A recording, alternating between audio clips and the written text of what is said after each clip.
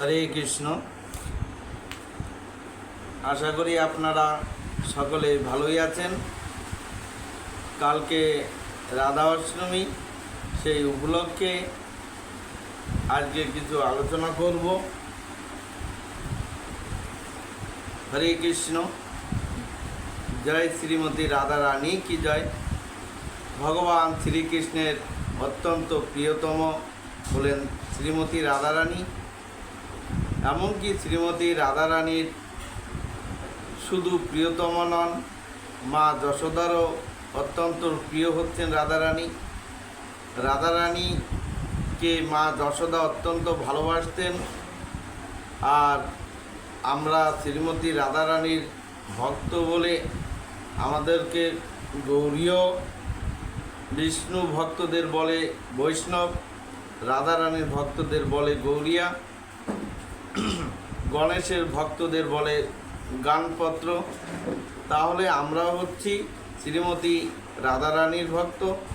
আর ভগবান শ্রীকৃষ্ণ তিনি শ্রীমতী রাধা রানীকে তার বাম অঙ্গ থেকে প্রকাশ করেছিলেন আনন্দ আস্বাদন করবার জন্য। এই আমাদের জানতে হবে। সেই জন্য আমরা যদি জানি তাহলে আমাদের মনের অনেক সন্দেহ কেটে যাবে। সেই জন্য আদি লীলার কি বলেছেন আমরা শুনব। কোথায় বলেছেন? চৈতন্য চরিতামৃত আপনাদের কাছে নিশ্চয়ই আছে। চৈতন্য চরিতামৃত আদি লীলাতে দেখতে পাবো। এই আদি লীলায় আপনারা খুলবেন চতুর্থ পরিচ্ছেদ।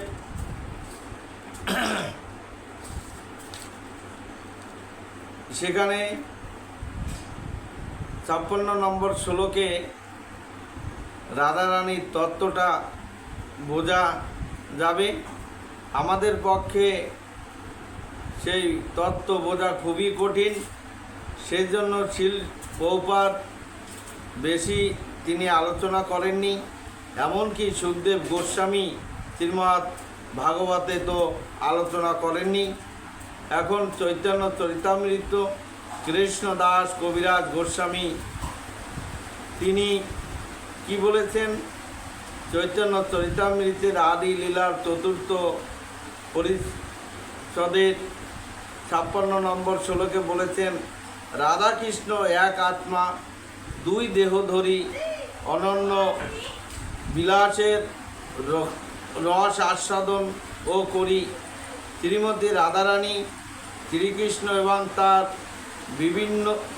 অভিন্ন তারা দুটি পৃথক দেহ ধারণ করেছেন, কারণ প্রেম রস আস্বাদন করবার জন্য।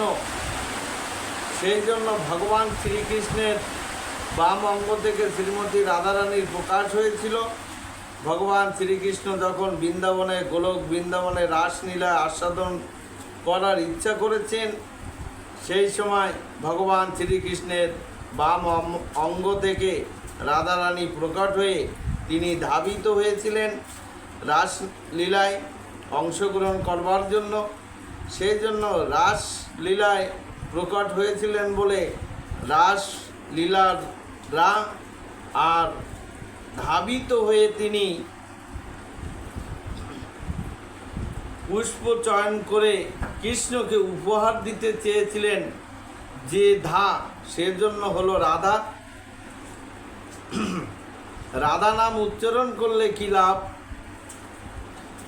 তাহলে রাধারানী অষ্টমী আপনি যদি বাড়িতে পালন করেন তার কি লাভ, সেটা আপনি খুব সহজেই আস্বাদন করতে পারবেন। যে আমি বাড়িতে রাধা অষ্টমী সুন্দর করে পালন করব। রাধা যদি কেউ নাম উচ্চারণ করে,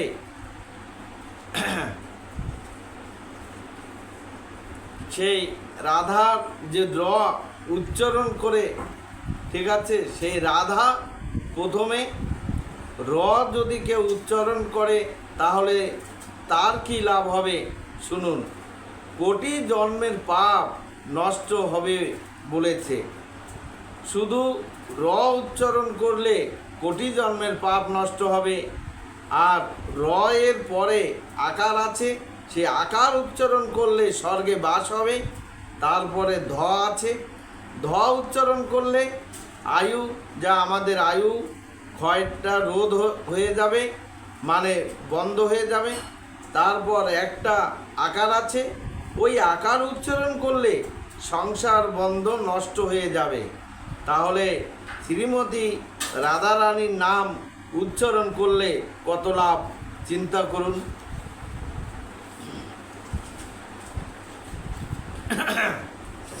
সেই শ্রীমতী রাধারানী শুভ আবির্ভাব তিথি 31শে আগস্ট 2025 রবিবার, ছুটির দিন পড়েছে, খুব ভালো দিন।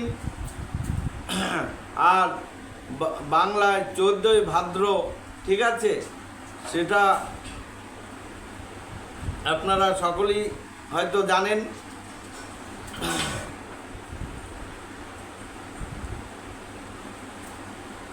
সেই 14ই ভাদ্র শ্রীমতী রাধারানীর শুভ আবির্ভাব তিথি, সেই জন্য আমরা সেই আগামী কালকে সে 12টা পর্যন্ত উপবাস থাকব।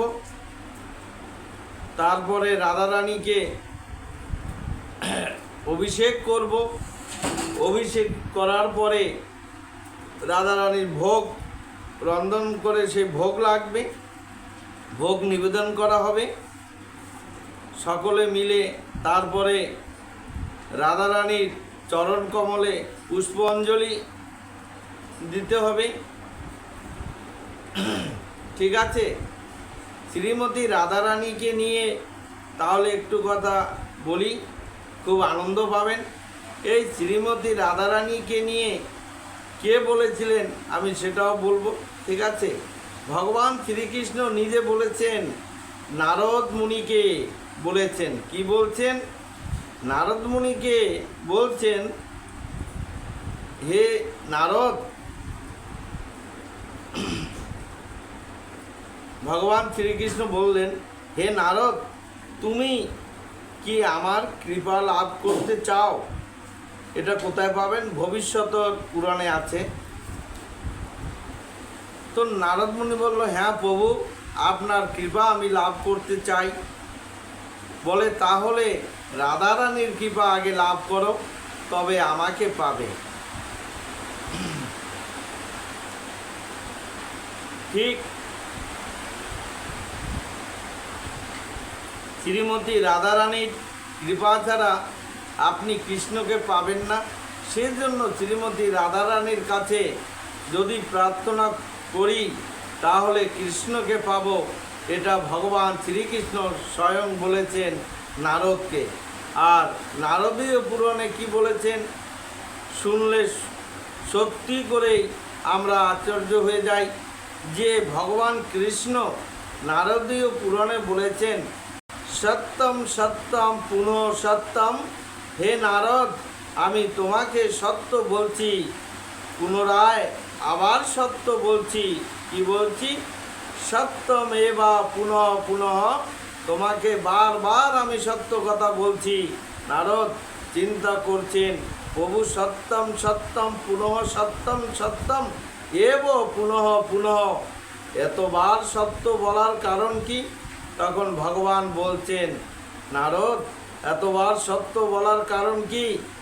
বিনা রাধা প্রসাদেও, রাধা রানীর কৃপা ছাড়া মত প্রসাদেন বিদত্তে, আমার কৃপা পাবে না।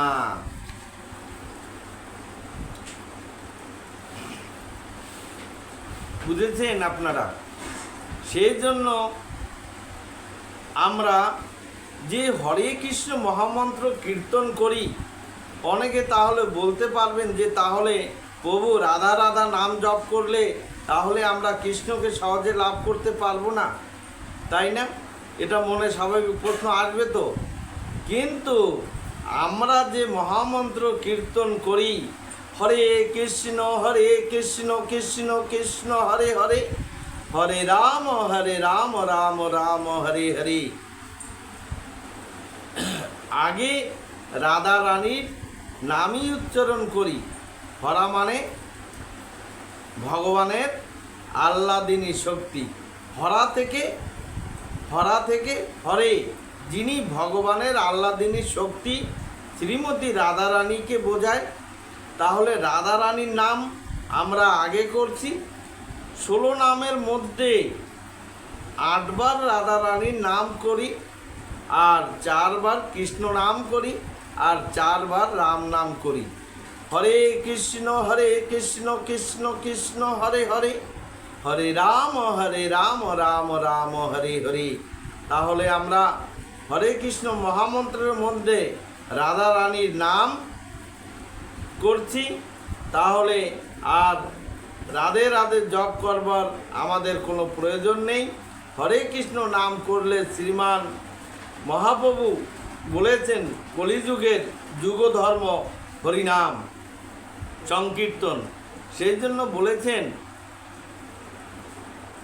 হরের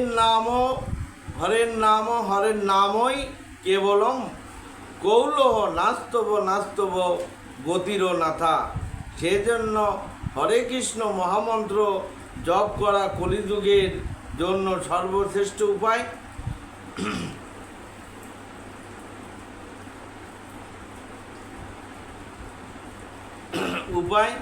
তাহলে কালকে আমরা সকলে শ্রীমতী রাধারানীর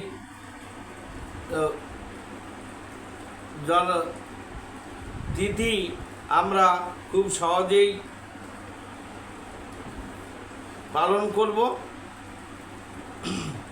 তাহলে আমাদেরকে রাধা অষ্টমী সুন্দরভাবে সকলকে মিলে করতে হবে। রাধা ব্রতীগণ কহিলেন ভাদ্র মাসে শুক্লা অষ্টমীতে শ্রী রাধিকা জন্মগ্রহণ করেন। আদ্য সেই অষ্টমী তিথি উপস্থিত, তাই সাদরে আমরা অষ্টমী ব্রতের অনুষ্ঠান আগামীকাল করব। জয় শ্রী রাধে, জয় শ্রী কৃষ্ণ।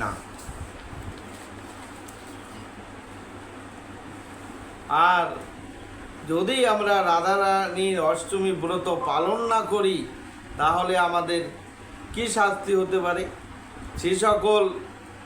যে সকল মূর বুদ্ধি মানুষ রাধা অষ্টমী ব্রত পালন করবে না, 100 কোটি কল্পেও সেই সকল মানুষের নিষ্কৃতি ঘটবে না। যে সকল নারীরা রাধা কৃষ্ণের প্রীতিকর সর্বপাপ হরণকারী এই ব্রত পালন করে না, তারা নরকে গমন করেন এবং পৃথিবীতে জন্মের পরেও কদাচিৎ মনুষ্য জন্ম প্রাপ্ত হলে ও বিধবা হয়ে জীবন অতিবাহিত করতে হয়। তাই আপনারা সকলে সঠিক নিয়মে আগামীকালকে এই রাধা অষ্টমী পালন করবেন। সকলে ঘরে বসেও করতে পারেন বা ঘরের আশেপাশে কোথাও রাধা গোবিন্দ মন্দির থাকলে সেখানেও যেতে পারেন। আর আপনাদের মনের যেরকম ইচ্ছা আপনারা ঘরে বসে সেরকমই রাধা অষ্টমী পালন করতে পারেন। আর শ্রী শ্রী রাধা রানীর বিশেষ কৃপা আশীর্বাদও লাভ করতে পারবেন। আর এই রাধা অষ্টমী পালন করে মানব জীবন সার্থক করুন। জয় শ্রী রাধে, জয় শ্রী কৃষ্ণ। প্রেম সে কहो রাধে রাধে। আজ তাহলে এখানে শেষ করছি। বঞ্চা কল্পতরুবর্ষ কৃপা সিদ্ধব এব চ পতিতানাং পাবনেভ্যো বৈষ্ণবে নমো নমো। শ্রীকৃষ্ণ চৈতন্য প্রভু নিত্যানন্দ, শ্রী অদ্বৈত গদাধর শ্রীবাসাদি গৌর ভক্তবৃন্দ। হরে কৃষ্ণ কৃষ্ণ কৃষ্ণ হরে হরে, হরে রাম রাম রাম হরে হরে। बोले राधा रानी की जय।